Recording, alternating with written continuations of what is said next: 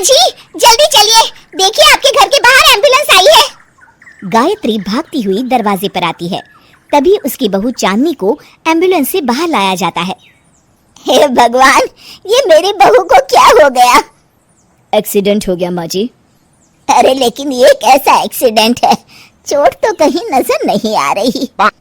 अरे माँ जी, दिमाग में अंदरूनी चोट लगी है और ये अपनी याददाश्त खो बैठी है।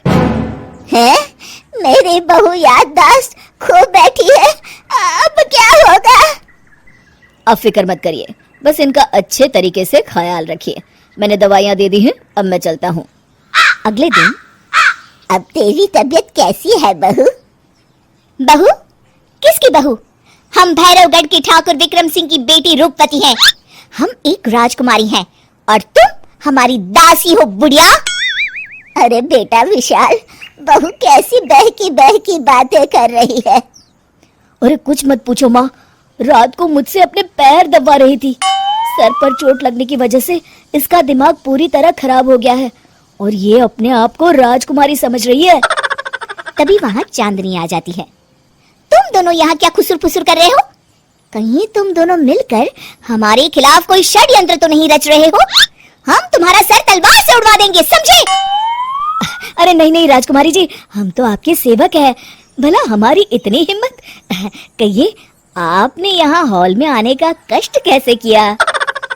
हमें बहुत भूख लगी है। ए दासी, जल्दी से हमारे लिए भोजन का प्रबंध करो। आज हम शाही कबाब खाएंगे।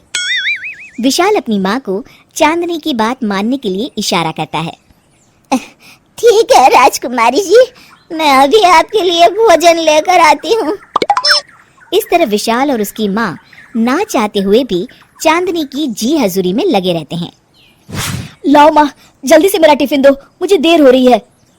अरे ठहर जा, जरा दम तो लेने दे मुझे।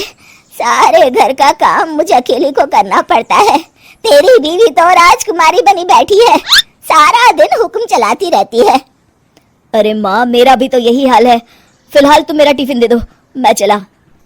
रुको, कहाँ जा रहे हो? अरे मर गया रे, ये कहाँ से आ धमकी? आज हमारा जुहू चौपाटी घूमने का मूड है और हमें अपने लिए नई साड़ियाँ भी खरीदनी है।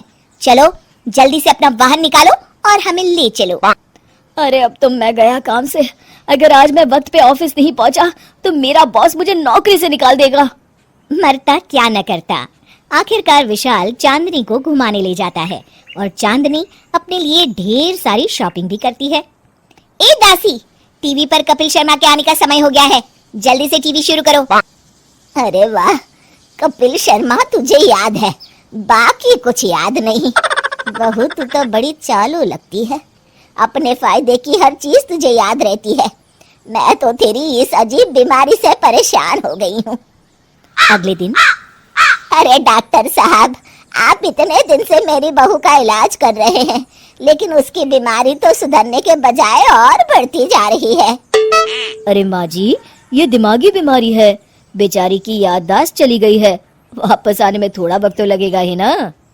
गायत्री डॉक्टर से बात कर ही रही होती है कि तभी उसकी पुरानी सहेली शीला वहाँ आ जाती है। शीला को देख अचानक डॉक्टर घबरा जाते हैं। अच्छा माँ जी, मुझे एक मरीज को अर्जेंट देखने जाना है, मैं चलता हूँ। ये कौन था? अरे अब क्या बताऊँ शीला, एक एक्सीडेंट भी मेरी बहू की याददाश्त चली गई है।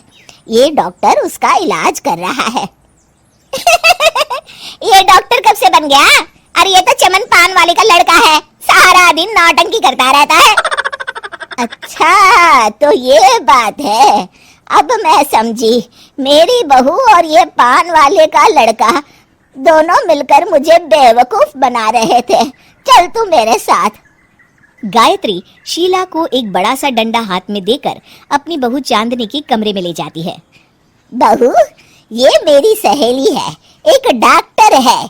इसने तेरे जैसे न जाने कितनों का इलाज 2 मिनट में कर दिया है। इसका कहना है कि सर पर जहाँ चोट लगी हो, अगर उसी जगह दोबारा किसी बड़े डंडे से जोर से मारा जाए तो मरीज की याददाश्त वापस आ जाती है। देख, हम डंडा भी लाए हैं। अपनी सास की बातें सुनकर और हाथ में बड़ा डंडा देख चांदनी घबरा जाती है। अरे बाप रे, मैं तो फंस गई। इस डंडे की एक बार की वार से ही मैं तो चारों खाने चित हो जाऊंगी। अब क्या करूं, क्या करूं, क्या करूं? लेकिन गायत्री, डंडा सर पर ठीक उसी जगह लगना चाहिए जहाँ चोट लगी है। अरे तू चिंता मत कर, 2-4 बार मारूंगी तो एक बार तो सही जगह लग ही जाएगा ना। चल बहू, तैयार हो जा। अरे नहीं नहीं माँ जी, मुझे मत मारिए।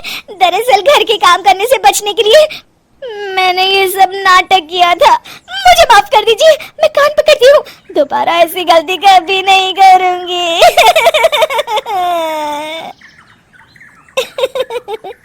क्यों दोस्तों, कहानी कैसी लगी हमें जरूर बताइएगा।